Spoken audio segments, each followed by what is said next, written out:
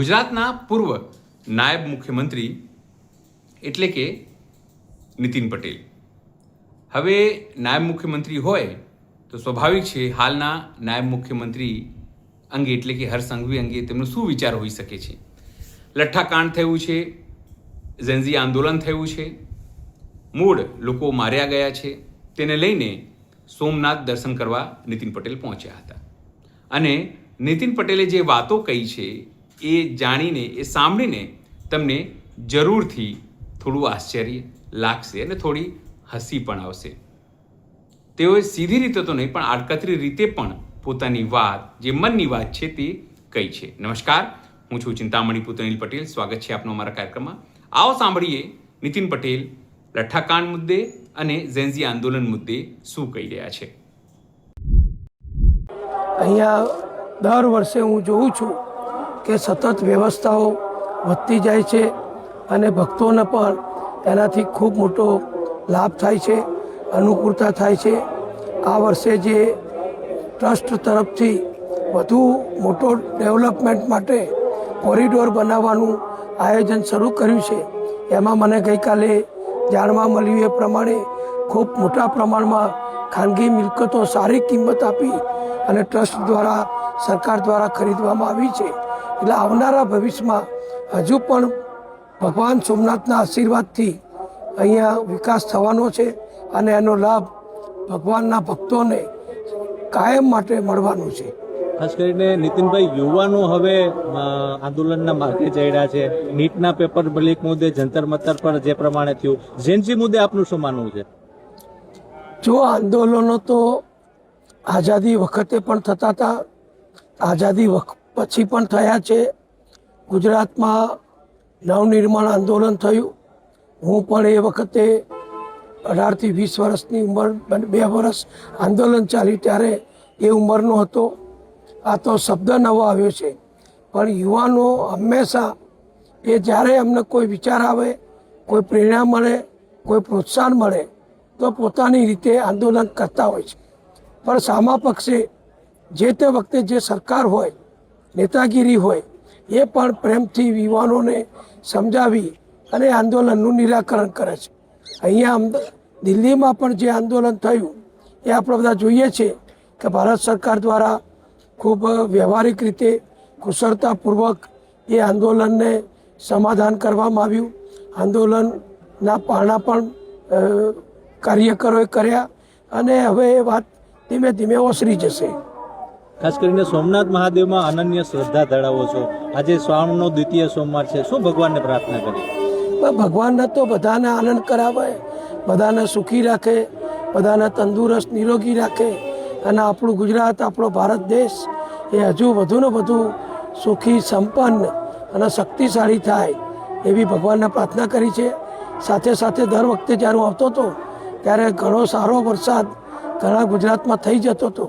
આ વખતે કેટલાક વિસ્તારોમાં હજુ ખેતીલાયક વરસાદની જરૂર છે, તો ભગવાન બધાને ખેડૂતો માટે સારો વરસાદ આપે એવી ભગવાનને પ્રાર્થના કરીએ છીએ. ખાસ કરીને આપણે એક સમયે સરકારમાં બેઠા હતા, પરંતુ છેલ્લા 2-3 વર્ષથી લઠ્ઠાકાંડના બનાવો છે તે વધી રહ્યા છે. હાલમાં જે ભાવનગરમાં 10 જેટલા લોકો મૃત્યુ પામ્યા છે, શું કહેશો આ મુદ્દે?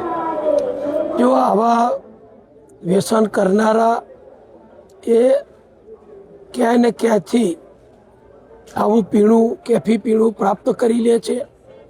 સરકાર તરફથી, પોલીસ તરફથી સતત કાળજી રાખવાનો પ્રયત્ન થાય છે. આપણે બધા પેપરોમાં વાંચીએ છીએ, ટીવીના સમાચારોમાં જોઈએ છીએ કે દર વર્ષે કરોડો રૂપિયાનો વિદેશી દારૂ કે દેશી દારૂ જે ગેરકાયદેસર ગુજરાતમાં વેચાય છે એ સરકાર દ્વારા, પોલીસ દ્વારા પકડવામાં આવે છે. છેલ્લા થોડા વર્ષોથી જે ડ્રગ લેવાની પણ જે યુવાનોમાં શરૂઆત થઈ છે એના અંગે પણ સરકાર કડક પગલાં લે છે અને આપણા બંદરો પર પાકિસ્તાન દ્વારા કે બીજા જે દુશ્મન દેશો દ્વારા આપણા યુવાનોને નશાના રવાડે ચડાવી દેવા માટે, આપણી દેશની યુવા શક્તિને છિન્ન ભિન્ન કરવા માટે જે ડ્રગ સપ્લાય કરવામાં આવે છે એ ડ્રગ પણ ગુજરાત પોલીસ અને કોસ્ટલ ગાર્ડ દ્વારા દર વર્ષે કરોડો રૂપિયાનું પકડાય છે.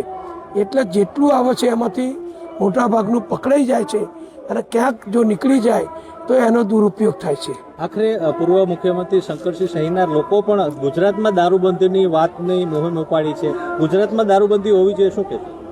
જો આ અંગે બહુ લાંબા સમયથી ગુજરાતમાં વિચારો પોતપોતાની રીતે દરેક નેતાઓ પ્રગટ કરે છે, પણ મોટા ભાગનો જે ગુજરાતની જનતાની લાગણી છે, ઈચ્છા છે, ગુજરાતમાં કાયદો અને વ્યવસ્થા ખૂબ સારી રીતે ચાલે છે.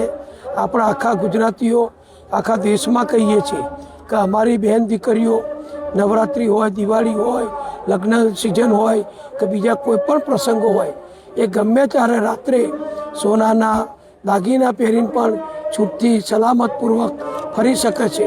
તો આ બધું મોટાભાગના લોકોનું માનવું એવું છે કે દારૂબંધી છે એના કારણે ગુજરાતમાં કાયદો અને વ્યવસ્થા એ સારી રીતે આપણે નિભાવી શકીએ છીએ. બીજા રાજ્યોનો દાખલો આપો કે બિહારમાં પહેલાં દારૂબંધી નહોતી તો ત્યાંની સરકારે પણ અગાઉ દારૂબંધી કરી. બીજા ઘણા રાજ્યોએ પણ દારૂબંધી સ્વીકારી છે. એટલે દારૂબંધી જતી કરવાથી, છૂટ આપવાથી ફક્ત સરકારના આવક થાય છે. હું નાણામંત્રી વર્ષો સુધી રહ્યો છું.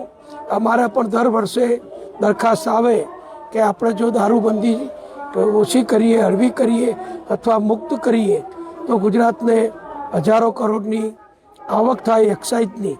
પણ એ આપણે હંમેશા એ આવકની સામે નથી જોયું, પણ ગુજરાતની સલામતી, ગુજરાતની સામાજિક સમરસતા અને ખાસ કરીને આપણા દીકરાઓ એ વ્યસનના રવાડે ના ચડે એનું ધ્યાન સામાજિક સમીકરણોથી ગુજરાત સરકારે રાખ્યું છે. અને ગાંધીજીનું ગુજરાત છે, સરદાર વલ્લભભાઈનું ગુજરાત છે. એટલે આપણે બધાએ માનીએ છીએ કે ગુજરાતમાં દારૂબંધી ચાલુ રહેવી જોઈએ. છેલ્લે અંતિમ સવાલ, ભાવનગરમાં જે લઠ્ઠાકાંડ થયો છે ખૂબ જ દુઃખદ ઘટના છે, શું તપાસને કેવી રીતે તપાસ થવી જોઈએ? એ ભાવનગરમાં જે બન્યું એ દુર્ભાગ્યપૂર્ણ છે અને પોલીસ તરત જ એક્શનમાં આવી. અને આપણે બધાએ જોયું છે કે અમદાવાદના કે સુરતના પીવાવાળા એ લઠ્ઠો પીને મૃત્યુ પામ્યા છે. અને એવી જે પણ નવી એક વાત ધ્યાનમાં આવી કે ઇન્દોરથી આવી અને આ કેફી પીણું જે બનાવ્યું તો એ લોકો પણ પકડાઈ ગયા, એ પણ ગુજરી ગયા પીણું બનાવવાવાળા. તો આ ભગવાને એમનો પણ ન્યાય કરી દીધો છે. એટલે આ પોલીસ કડકાઈથી આ પગલાં લઈ રહી છે અને ઘણા લોકોને ધરપકડ થઈ છે અને હજુ વધુ ધરપકડો થાય એવી શક્યતા છે. તો નીતિન પટેલ એક પાકટ રાજનીતિજ્ઞ છે. તેઓ જે પણ બોલે છે સોચી વિચારીને બોલે છે ને તેમણે આ વાત પણ ખૂબ જ સોચી વિચારીને કહી હશે. ત્યારે અંગે આપ શું વિચારો છો જરૂરથી અમારા કોમેન્ટ બોક્સમાં કોમેન્ટ કરજો. એ અમારી યુટ્યુબ ચેનલ લાઈક કરો, સબસ્ક્રાઈબ કરો, બેલ આઇકન દબાવો. સાથે અમારા નવા ઇન્સ્ટા પેજ અને ફેસબુક પેજને પણ તમે લાઈક કરો, શેર કરો અને ફોલો કરો. અત્યાર માટે બસ આટલું જ. નમસ્કાર.